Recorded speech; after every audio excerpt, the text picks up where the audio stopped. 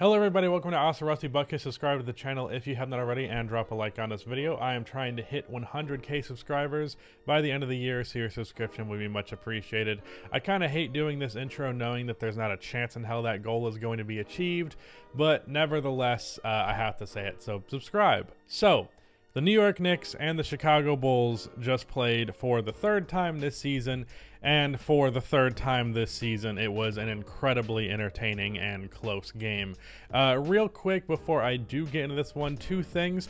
The Grizzlies just beat the OKC Thunder by 73, so I've been thinking that I might start doing morning videos where I go back and watch and react to games that ended up being interesting from the day before that I did not expect. So I might actually watch this game and talk about how the margin of victory was the biggest in NBA history tomorrow, but that might be a thing that I start doing, so just look out for that. And then the second thing, deep dives. Deep dive about, it's called The Plight of the Robin. Very fancy title. It is about why guys who are second in iconic duos sometimes end up having issues with it either after the fact or currently in it, looking at Scottie Pippen, Kobe, Kyrie Irving, etc. So that is going out tomorrow, probably around 5 o'clock, so look out for that. With that said, Knicks versus Bulls. The title of this video is going to be, This Needs to Be a Playoff Series.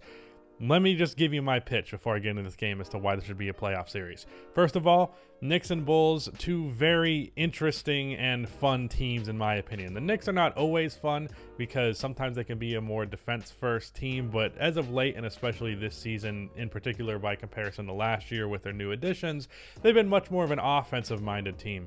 And that's led to some high-scoring games and some more fun in that respect. And these teams match up together really well. So it's in this game they did not have RJ Barrett, and that probably would have won the Knicks this game had that been the case. But overall, the Knicks are a team that they don't necessarily play to the Bulls' weaknesses, but they also just aren't really hindered by the Bulls' strength, and that allows them to do well. Like Julius Randle as a big man, the Bulls' best strength is shutting down guards, and their best player being a big man kind of makes that different. And then on the Knicks side of things, with RJ Barrett being probably all defensive team this year, he is really good at defending Zach LaVine, but that kind of leaves DeMar DeRozan with like Alec Burks guarding him, and he's perfectly fine with that matchup. So yeah, I just really like how these teams match up, and Knicks versus Bulls is historically a huge rivalry, and I could tell you if you're a member of NBA Twitter, especially as a Bulls or Knicks fan, you would know damn well that there's quite a rivalry on Twitter right now. And another thing that comes with the Knicks, and this is what makes me feel like this would be such a series, a good series, the environment with the New York Knicks arena is so fucking good. Like, okay, I became an NBA fan in 2012, so the Knicks were only good for the 1 year. My first year, and I wasn't paying attention to the league as a whole really then. I only watched a couple Knicks games. So I wasn't really aware on a one-on-one standpoint of like the Knicks arena and all of the legacy that the Garden has. I was always like, really? The Garden, is it really that big of a deal? Because the Knicks would suck, right? They usually do that. And then I would watch old games and get an idea. Of course, many of those being Kobe games. I watched damn near every Kobe game in the Garden because he always put up great performances there. But in general, even watching old stuff, it's not the same as being in it in the moment. I don't know if it's the organ or just the crazy Knicks crowd or the lighting on the court, but there's something about the Garden that is always very, very fun, and when the two teams are good, that is, and it makes a close regular season game feel like the NBA Finals. So for all those reasons, I think a playoff series between these two teams would be really fun. So yeah, also might give me an excuse to go to New York, but it depends. It's going to be cold, so probably not. Will it be cold? I don't know. What month of the playoffs does it start getting warm? It's probably still cold in New York. I don't know. I live in the South. Anyways, so let's talk about this game itself. Like I said, close game. Shout out to Julius Randle for missing two very essential free throws late in this game. Felt like that kind of put the momentum in Chicago's way. But speaking of momentum, this is a very momentum-heavy game as the Bulls were pretty heavily in favor in this one. Out of the gate, they had a great first quarter. What was the point differential? The Bulls scored 37 to the Knicks 19 in that first quarter. Then second quarter comes around. The Knicks are a lot better. The Bulls are still good. So they score the same amount of points in the second quarter, 32 apiece. Then third quarter comes around and it's a fucking nightmare. Now there were moments of the Bulls like keeping their head above water, but the Knicks just got like one or two plays going, and then the whole arena was rocking, and that momentum carried them.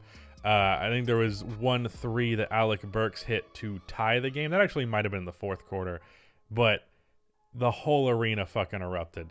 And it was the momentum that really dragged the Knicks into this game and helped them overcome a 21-point deficit. So I was scared that the Bulls were going to be clowned on because they blew a huge lead. Luckily, it was kind of one of those instances of a team makes a big comeback, but then it feels like once they got the tie, they were out of energy. And the Bulls were like, all right, we blew the lead, but now we're going to play for real. And then it was more, not to say that it felt like as soon as the tie happened, immediately the Bulls flipped a switch and it was obvious they were going to win, because it wasn't clear who was going to win until the last minute of this game. But it was, I don't know. It just felt like the Knicks weren't quite as holy shit as they were for a lot of it. I should mention it wasn't just the offense and the scoring from like Emmanuel Quickley and Alec Burks and Julius Randle to stand out in particular. Oh, also Evan Fournier got left open for a lot of threes. It was Mitchell Robinson's defense. Mitchell finishes with 5 blocks in this game. I swear to God he had 40, and I'll tell you all 5 of those blocks were huge momentum swinging blocks. Mitchell Robinson made so many great defensive plays, and it translated into good offense for the Knicks, and that third quarter was just absolutely insane by them.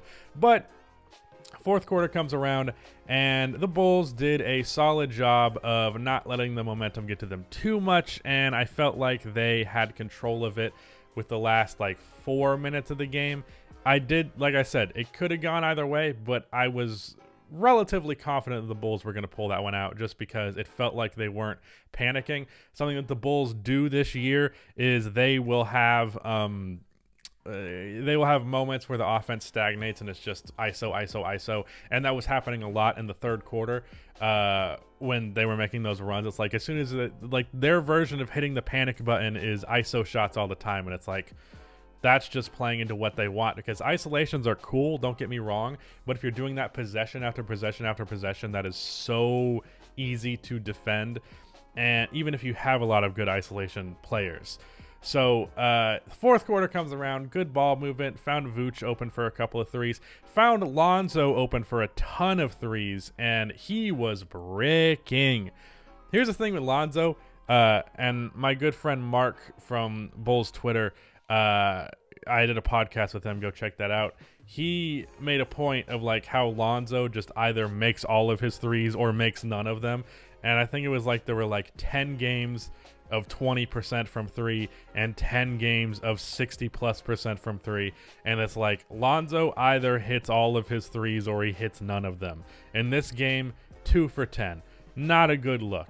A lot of them corner threes, especially in the fourth quarter, that if he had just simply hit those shots, the game was over. But another thing I want to talk about, well, I should mention Alex Caruso, fucking phenomenal. 6, 6, 6, and 4.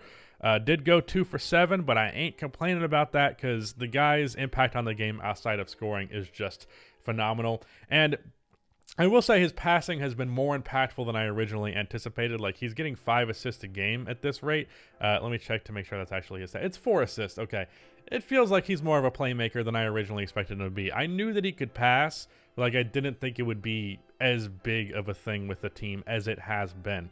One thing I want to point out, this is the best game that the Bulls' big three has had. This is the best by far performance scoring-wise from all 3 of the Bulls. DeMar DeRozan started the game off slow. In fact, I believe he only scored 2 points in the first quarter. He finished with 34. Zach LaVine was good kind of the whole way, hit a huge step back to close the game, even though it was kind of a bad shot. It did go in. He had 27 points. And Nikola Vucevic, He had a 30-point game the other night against, I can't remember the team, but he had 30 points. He was really good. And he did that. And then today, 27 points, 7 rebounds, 10 for 18 from the field, 5 for 9 from 3. In the game where he had 30 points, he went 6 for 6 from 3. So Nikola Vucevic might be back. Sorry about all the noises my mouth is making. Still have that sore in my mouth, which makes all of this agony. You're welcome for me powering through it. But yeah, I would have done other games today, except like they all kind of suck. Like the only games going on right now are Suns Pistons and Spurs Blazers, and I really don't give a fuck about watching Spurs Blazers, and the Suns game's already pretty much over because it's the Suns versus the Pistons. And then I was gonna watch the Bucks game, but Giannis wasn't playing. So this is the only game that I was really interested in covering today. I was going to say one more thing, and I just kind of went over it. But yeah, Nikola Vucevic is back, and that's fucking great. And, you know, I feel like it's gone under-mentioned how bad Vucevic has been this year, because if Vucevic is going to be this kind of Vucevic for the rest of the season, the Bulls are only going to be better than they were. And, you know, it was becoming a problem with Vucevic where even though Vucevic, not a bad defender, and I will fight you to the death over that, and he's a really good rebounder, his impact when he's not going to score the ball is not all that high. And it was like, sure, you're a positive, but like not by the amount that we want for someone who's making like $26 million a year and can theoretically be an all-star caliber player. But he's hitting his jump shots, he's following up plays on offensive rebounds, a couple of post opportunities here and there, even though I think in general he's just better as a pick and pop option. Vucevic is great, and he's been great the last 2 games, and hopefully this is a sign that he is done with his cold shooting to open the year. But yeah, Knicks versus Bulls, very exciting game, very exciting matchup. I personally don't hop into the toxicity of Bulls versus Knicks fans on Twitter, but it's entertaining, and I can completely see why that would be a thing that would draw people in. So for a potential playoff series with these 2 teams as of right now, the standings would not favor that, as the Knicks are the 10th seed, but I think they can find themselves in a position where they match up in the first round, and I think it's going to be very, very entertaining if something like that does end up happening. Either way, this is a great game, and thanks for watching this video. Goodbye.